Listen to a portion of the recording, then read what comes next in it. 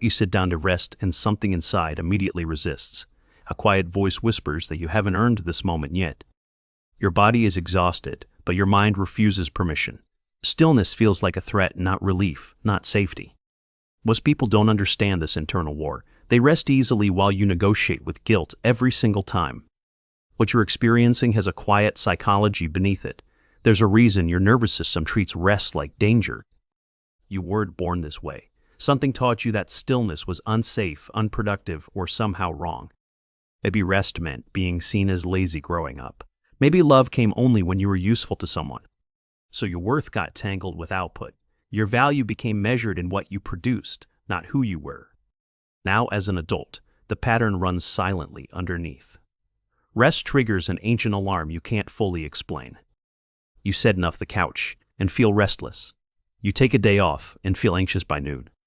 The body wants stillness, but the mind wages war. This is the exact moment most people never decode. But there's a deeper layer most people miss completely. Your guilt isn't about laziness. It's about identity protection. If you stop producing, who are you underneath? That question feels terrifying when productivity has become your personality. So you keep moving to avoid meeting yourself. Constant doing becomes a shield against an uncomfortable inner silence. Psychology calls this performance-based self-worth.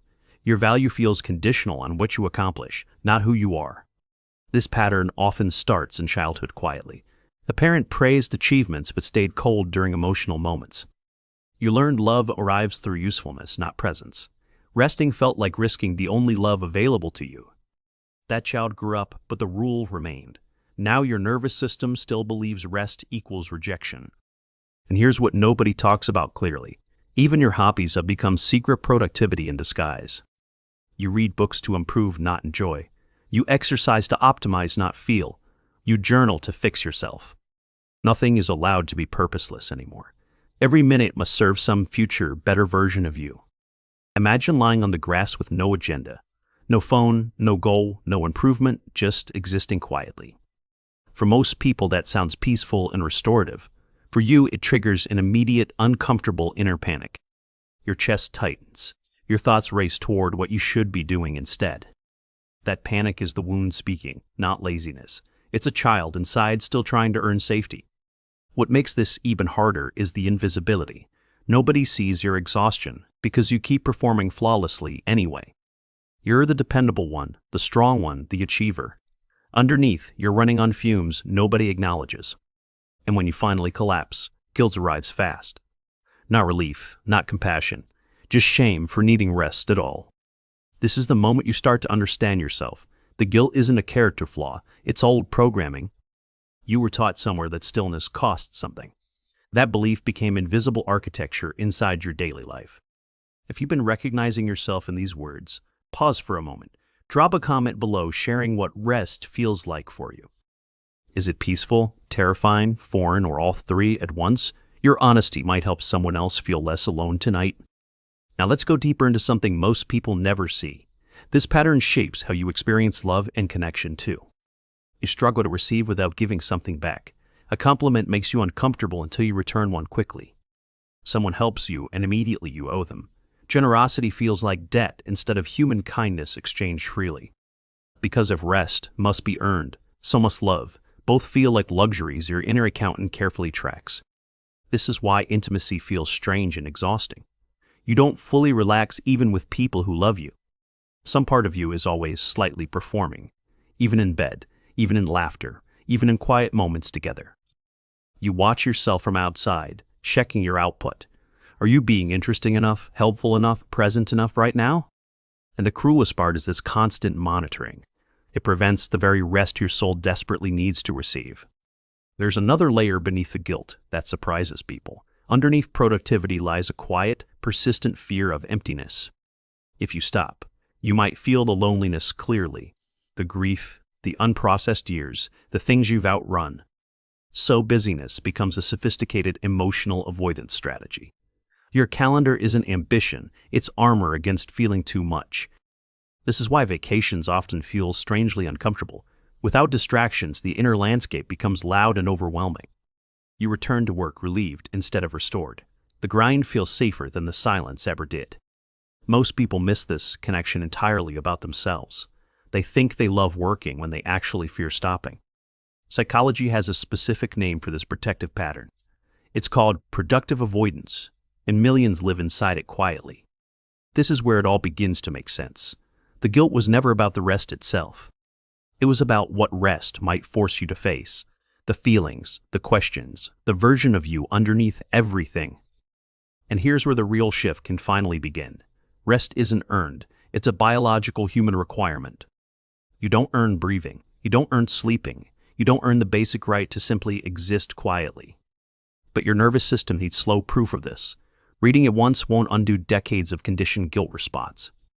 The shift happens in small, almost invisible moments, sitting one extra minute before standing up to do something, letting yourself enjoy coffee without scrolling productively beside it, taking a walk with no podcast, no goal, no destination.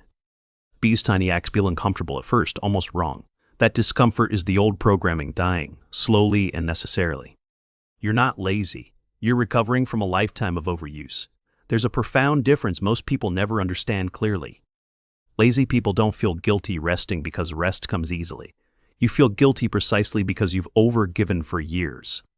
That guilt is evidence of how hard you've worked, not proof that you should work even harder still. This reframe alone can change how you treat yourself. The guilt becomes information, not instruction, not truth, not law. Something else worth noticing about your inner world. You're often gentler with everyone else than with yourself. You tell tired friends to rest without hesitation. You'd never call them lazy for needing a quiet weekend. But that same compassion never reaches your direction. The kindness you give freely never seems to return inward. This is the wound asking to be witnessed clearly. The child inside still believes love must be earned daily. And the adult you become keeps confirming that belief. Through overwork, through guilt, through never feeling truly enough. Healing begins when you let yourself be useless sometimes. Not lazy, not broken, just human and beautifully unproductive. A sunset doesn't earn its beauty by performing. A tree doesn't justify its existence through measurable output. You don't have to either, though it feels impossible. Your worth was never tied to productivity, only to your existence. The people who love you most don't love your output. They love the quiet presence underneath everything you do. The laugh, the way you notice things, your strange humor, the soul that exists even when nothing is being accomplished. That person deserves rest without negotiation or apology. That person has always deserved it, even as a small child. Especially as a small child who learned otherwise too early. Who had to perform for love before knowing love was free. You can give that child something now, finally. Permission to stop, to breathe, to simply exist without earning anything. The guilt will still visit you sometimes uninvited. Old patterns don't vanish, they just lose their gripping power. Where you'll learn to greet the guilt differently, not as truth, but as an echo from another time.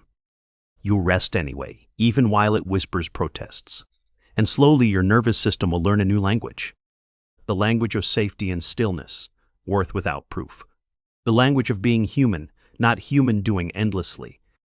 If this resonated deeply, take a slow breath right now. Notice what your body feels reading these particular words. Is there relief, resistance, recognition, or something harder to name? Whatever arrived, let it stay a moment before moving on. What's the hardest part of resting for you personally? Share below, because someone reading needs to hear they're not alone. If Mavyn Psychology has helped you understand yourself more clearly, subscribe quietly. We decode the patterns most people feel but cannot explain. You were never meant to earn your own existence. You were meant to live it, fully, including the rest.